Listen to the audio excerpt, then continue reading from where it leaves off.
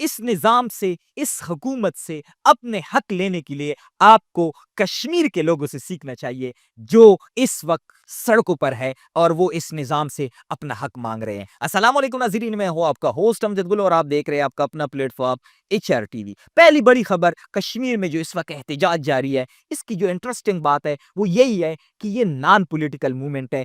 بڑی عجیب بات ہے کہ پورا کشمیر نکلا ہے، کوئی بھی سیاسی پارٹی نہیں، کوئی بھی سیاسی لیڈر نہیں، لیکن وہ لوگ اس وقت سڑکوں پہ ہیں، وہ نکلے اپنے حق کے لیے۔ اس سے پہلے بھی کشمیر کے عوام نکلے تھے اپنے سڑکوں پر اور ان لوگوں نے اپنا حق اس نظام سے چھینا تھا۔ آج دوبارہ ہم دیکھ رہے ہیں کہ کشمیر کے عوام سڑکوں پر نکلے ہیں اور وہ اس نظام سے، اس آرڈیننس کے خلاف اور اپنے قیدیوں کی رہائی کے لیے اس وقت احتجاج کر رہے ہیں۔ بڑی نازک صورتحال ہے۔ اس وقت اس نظام میں بیٹھے ہوئے لوگوں کو یہ سوچنا چاہیے کہ کشمیر کے لوگ کیوں سراپا احتجاج ہے، کیونکہ کشمیر کو اس وقت پوری دنیا کور کر رہے ہیں، پوری دنیا کی نظریں اس وقت کشمیر پہ ہیں۔ اس وجہ سے اس حکومت کو یہ سوچنا چاہیے کہ آپ کشمیر کے لوگوں کو اپنا حق کیوں نہیں دے رہے۔ اس کے ساتھ ساتھ ہم دیکھ رہے ہیں کہ قاضی فیضیزہ صاحب کا جو کیس تھا لندن میں، اس کو وہاں کی پولیس نے ردی کی ٹھوکرے میں پھینکا تھا۔ اس کے سب پہ ہم نے دیکھا تھا کہ پاکستان کی میڈیا میں بیٹھے بڑے بڑے جو صحافی ہیں، مظہر عباس جیسا بڑا صحافی بھی اس وقت اس پہ جو اپنا تجزیہ پیش کر رہا تھا، وہ کہہ رہا تھا کہ جی آپ نے چونکہ قاضی فیضیزہ صاحب کے حق میں یا اس کی شان میں گستاخی کی ہے، اس وجہ سے وہاں کی گورنمنٹ نے یہ فیصلہ کیا ہے کہ ہم نے 25 سے 30 لوگوں کو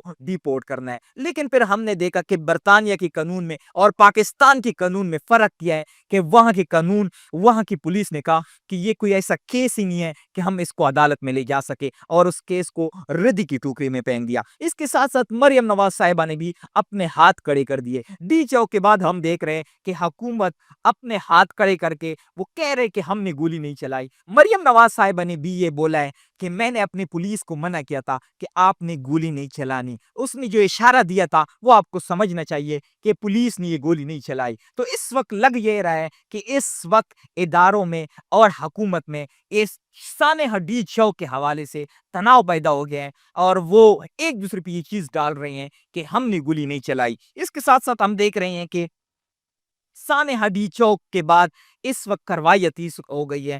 طرح طرح کے صحافیوں کو اس وقت بلیک میل کیا جا رہا ہے، ان کے گھروں پہ چھاپے پڑ رہے ہیں، ان کو یہ وارن کیا جا رہا ہے کہ آپ نے سانحہ ڈی چوک کو کور کیوں کیا ہے، آپ اس پہ بات کیوں کر رہے ہیں، آپ نے اس پہ بات کیوں کی تھی۔ تو یہ ایک جو اس ملک میں آپ کوشش کر رہے ہیں پچھلے 2-2.5 سالوں سے لوگوں کو دبانے کی، لوگوں کی آواز کو دبانے کی، اس وقت بھی یہ کوششیں جاری ہیں۔ اس کے ساتھ ساتھ ہم دیکھ رہے ہیں کہ کشمیر کے احتجاج میں جو ایک اور انٹرسٹنگ چیز ہے کہ وہاں کی جو ایکشن کمیٹی ہے، وہاں کے ان لوگوں نے جہاں جو دہاڑی دار لوگ ہیں جن کی دہاڑی مس ہو رہی ہے، ان کے لیے بھی وہاں پہ انتظام کیا گیا ہے کہ آپ کو آپ کی دہاڑی ملے گی، اور پھر اس کے بعد وہاں پہ ایسے لوگ جن کو کھانے پینے کا مسئلہ ہے ان کے لیے بھی انتظامات کیے گئے ہیں۔ تو آپ یہ کہہ سکتے ہیں کہ احتجاج کا طریقہ کار اگر آپ نے سیکھنا ہے، آپ کشمیر کے لوگوں سے سیکھیں۔ اس کے ساتھ ساتھ ہم دیکھ رہے ہیں کہ اس وقت نظام کی کارنامے آپ دیکھیں، اپوزیشن لیڈر کو بار بار آپ گرفتار کر رہے ہیں، پوری دنیا میں ہماری جگ خسائی ہو رہی ہے۔ اگر آپ اپوزیشن لیڈر کو گرفتار کریں، اس کا مطلب یہی ہوتا ہے کہ آپ اپنے پوری اپوزیشن پارٹی کو آپ نے جیل میں ڈالا ہے، جو کہ آلریڈی آپ نے ڈالی ہوئی ہے، لیکن بار بار آپ سیم چیز پہ اپنی جگ خسائی کر رہے ہیں۔ انتہائی مضحکہ خیز بات ہے۔ اس کے ساتھ ساتھ عمران خان صاحب پر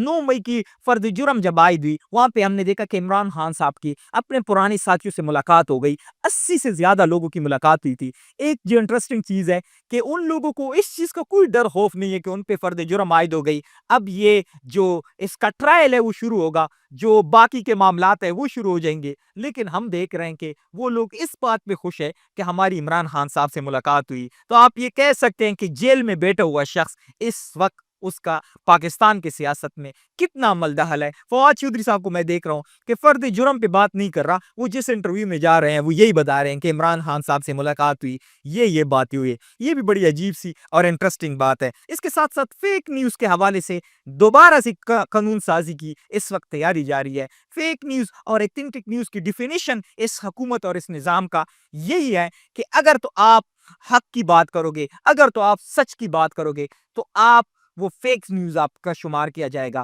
اگر تو آپ حکومت کے حق میں بات کرو گے، اگر تو آپ حکومت کی تعریف کرو گے، تو وہ آپ کا نیوز ایتھینٹک نیوز ہوگا۔ یہ اس ملک کی بدقسمتی ہے کہ اس وقت جو ہم پہ لوگ مسلط کیے گئے ہیں وہ کس طرح کی قانون سازی کر رہے ہیں۔ اب تک کے لیے اتنا ہی، والسلام۔